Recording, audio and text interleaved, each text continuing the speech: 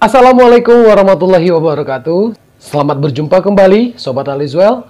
Alhamdulillah akhirnya keluar juga untuk episode pertama video kita kali ini. Perlu Sobat ketahui, video kali ini kita akan membuat 6 segmen. Buat Sobat yang ingin menambah segmen, silakan tulis di kolom komentar. Apa ajakah segmen kita di video kali ini? Sebelum kita lanjut, silakan like video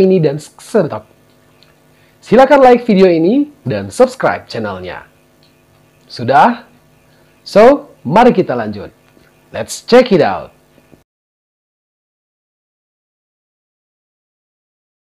Ladan teladan. Keyakinan bahwa merawat hutan berarti merawat kehidupan terus dipegang oleh Purwoharsono, termasuk ketika dia merintis hutan wisata Pinus Mangunan, Bantul yang sangat populer sebagai spot swafoto beberapa tahun terakhir. Perkembangan wisata di sana memunculkan lebih dari 400 usaha baru di sana. Sesuatu yang belum pernah ada sebelumnya. Menurut Purwo, bahwa sebelum itu memang sudah ada pengunjung yang datang, tapi belum terurus. Pengunjung biasanya cuma sekedar refreshing nyari tempat teduh, bahkan untuk foto-foto pun belum ada. Pengelola hutan di Mangunan kala itu melihat potensi wisata di sana. Mereka pun bersepakat menyampaikan keinginan untuk mengembangkan destinasi wisata di sana kepada para pemangku kepentingan. Tak lama, Gubernur Daerah Istimewa Yogyakarta, Sri Sultan Hamengkubuwono X, berkunjung ke Mangunan dalam rangka pemberian program bantuan keuangan.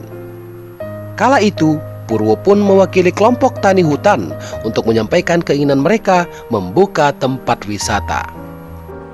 Beberapa bulan berlalu, konsep pengembangan wisata belum final dibuat. Sebagai permulaan, ia mengembangkan desa wisata kaki langit di Mangunan. Meski demikian, rupanya tidak semua warga mau diajak bergerak untuk menginisiasi destinasi wisata. Dalam proses itu, ia kesulitan mengumpulkan anak muda di sana agar mau mendukung. Namun begitu, akhirnya terkumpul 17 pemuda yang mau berkontribusi dalam pendirian desa wisata yang kemudian dinamai dengan Pemuda Ilalang, bergerak dalam bidang outbound di desa wisata ini. Sehingga desa wisata tersebut menempati juara ketiga dalam Anugerah Desa Wisata Indonesia 2021. Di samping merintis desa wisata, ia juga mengembangkan konsep wisata di dalam hutan lewat Wana Wisata. Jadi dua konsep yang sinergis. Misalnya ada orang menginap dan berkuliner di homestay, hiburan budaya di desa wisata, dan tripnya di kawasan hutan dengan jeep wisata. Sampai saat ini mereka tidak menebang pohon yang ada di hutan pinus tersebut.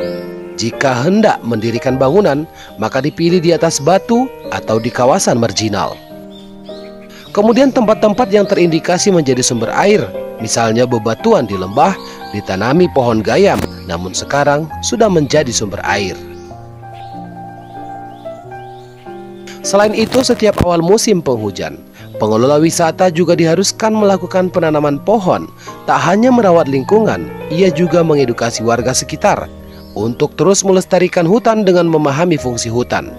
Atas rintisannya, ia menerima penghargaan Kalpataru 2021 untuk kategori perintis lingkungan.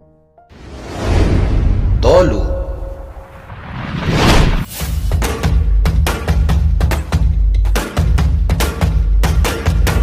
Vanda Yellow Butterfly. Vanda Yellow Butterfly alias Ascosenda Yellow Butterfly and Burana Raktam. Ascosenda disingkat ASCDA dalam perdagangan hortikultura adalah genus anggrek hibrida buatan yang dihasilkan dari persilangan antara mantan genus Ascocentrum dan Vanda. Ini pertama kali dijelaskan dalam Orchid Rev 57172 tahun 1949. Ascocentrum sekarang identik dengan Vanda, sehingga namanya sudah usang. Hibrida di persilangan notogenus dengan Ascosenda sekarang dengan tepat disebut dengan Vanda. Persilangan hibrida Ascosenda umum dibudayakan dengan banyak kultivar dan seringkali menggabungkan ukuran bunga besar dari tetua Vanda dengan warna dan kekompakan dari tetua Ascocentrum.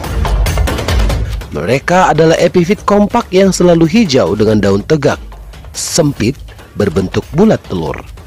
Perbungaannya adalah gugus aksila dengan 6 hingga 8 bunga terbuka. Vanda mekar 2 kali atau kadang-kadang 3 kali setahun, dengan bunga yang tahan lama. Bunganya berwarna cerah, sering dilapisi dengan warna kontras. Terdapat banyak corak dan warna Vanda Yellow Butterfly ini. Namun yang ini adalah register ke-45 dengan nomor seri 387287. Vanda Yellow Butterfly N. Burana Raktam tahun 2012 diregistrasi. Vanda Yellow Butterfly ini disilangkan oleh N. Burana Raktam. Benih induk dari Vanda Yellow Butterfly adalah Vanda Tubtim Velvet dengan serbuk induknya Vanda Butterfly.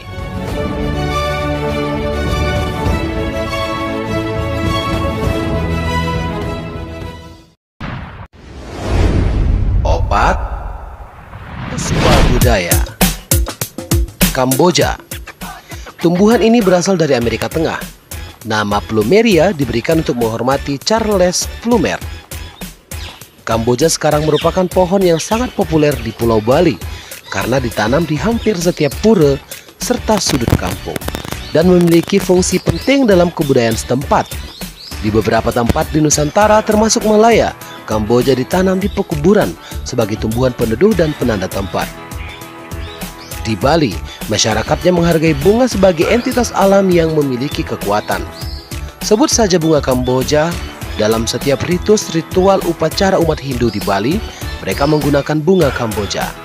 Bunga Kamboja memiliki 2 peranan penting dalam agama Hindu, yakni sebagai simbol Dewa Siwa dan sebagai sarana sembahyang semata. Sebagai simbol Dewa Siwa, bunga diletakkan tersembul pada ujung kedua telapak tangan yang dicakupkan pada saat menyembah. Setelah selesai menyembah, bunga biasanya ditajukan di atas kepala atau rambut atau diselipkan di telinga. Sebagai sarana sembahyang, bunga dipakai untuk mengisi upacara atau sesajen yang akan dipersembahkan kepada Tuhan atau roh suci leluhur. 5. Virmora, viral dan moral. Pekan pertama di September 2022, BBM resmi naik. Seperti diketahui, pemerintah telah memutuskan menaikkan harga Pertalite, Solar, dan Pertamax. Keputusan ini menuai reaksi dari banyak aspek. Demonstrasi menolak kenaikan harga BBM pun tak terbendung. Sebenarnya, apa alasan pemerintah menaikkan harga BBM? Mari kita analisis bersama, sobat. Secara umum, manfaat subsidi adalah untuk menjaga kestabilan harga pasar dan menjaga daya beli masyarakat. Pemberian subsidi ini sangat bermanfaat dalam meringankan beban masyarakat. Hal ini berkaitan dengan penurunan harga produk barang atau jasa jadi di bawah harga normalnya. Pemerintah memberikan subsidi kepada masyarakat golongan ekonomi menengah ke bawah dengan tujuan agar beban hidup mereka lebih ringan. Misalnya, BBM bersubsidi berguna untuk membantu masyarakat agar biaya BBM yang mereka keluarkan lebih rendah sehingga semua kegiatan yang berkaitan dengan BBM lebih mudah. Lalu apa manfaat dan fungsi subsidi?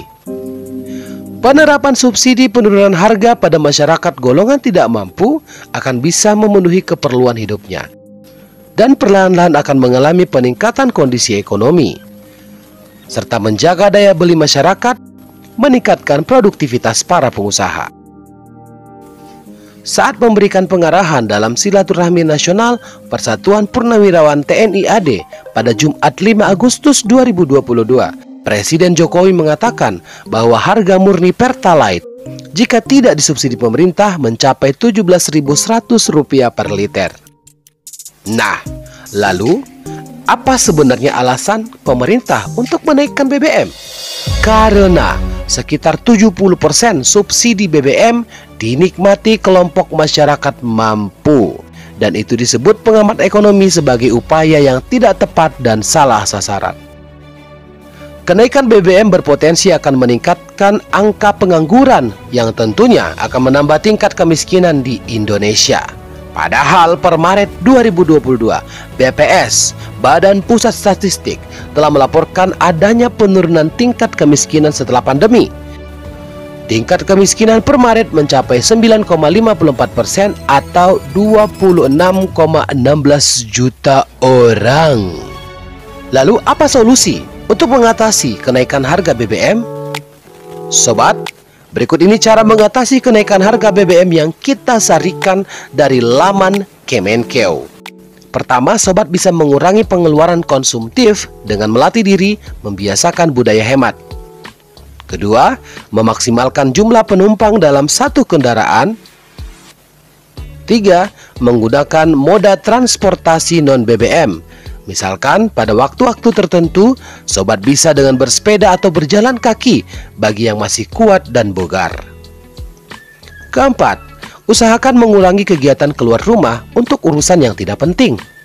Dan terakhir, bagi PNS yang tinggal bersama keluarga akan lebih hemat jika memasak sendiri dengan kualitas dan kandungan gizi yang terbaik. Gimana sobat? Solusinya boleh diterapkan. Yang jelas bagi Erwin yang notabene-nya rakyat kecil, subsidi BBM mending ditiadakan saja, karena ini akan membebani negara. Harusnya harga BBM tetap sesuai harga aslinya tanpa subsidi. Ini menurut saya loh, menurut Erwin. Kenapa? Mari berdiskusi. Oh no. Kamar Tandang Tusi 55. Tanah Tapanuli menyimpan sejuta keindahan alam yang sayang untuk dilewatkan. Mulai dari wisata alam pegunungan dan hutan, wisata pantai, sampai wisata air terjun dapat memikat hati wisatawan. Berbicara mengenai wisata air terjun, bukan rahasia lagi bila di Tapanuli ini dianugerahi banyak air terjun yang menawan dan indah.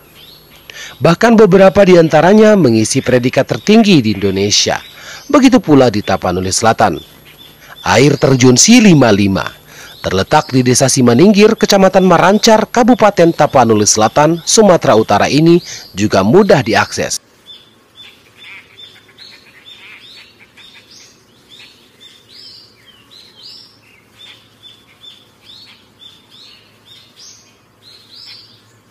Air terjun ini jatuh dari ketinggian 80 meter.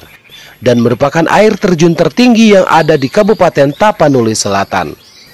Jika sobat ingin berkunjung ke tempat ini, aksesnya sangat mudah, hanya 1,5 jam dari pusat kota Padang Sidimpuan.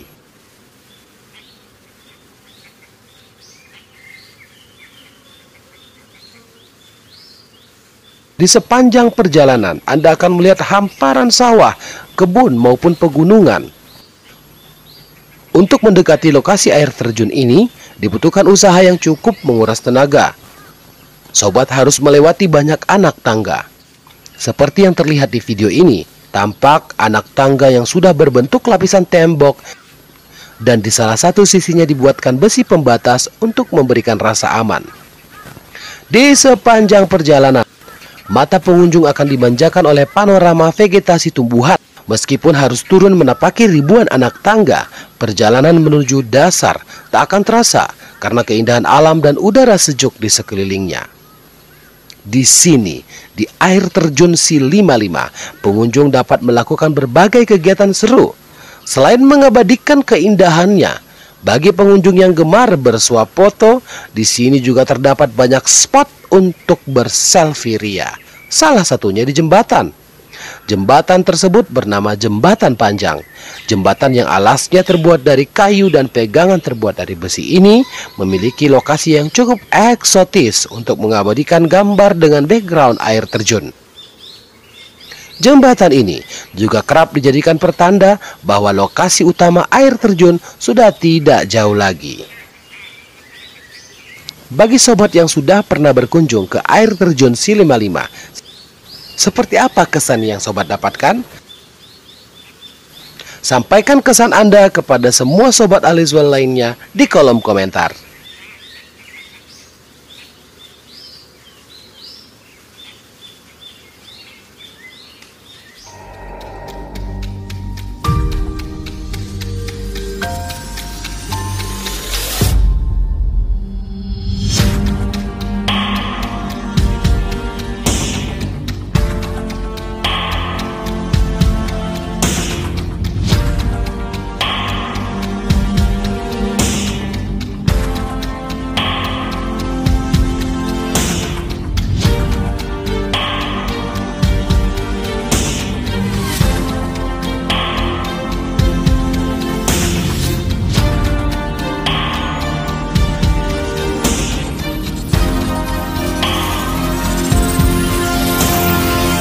Terima kasih, sampai jumpa di video selanjutnya. Dah!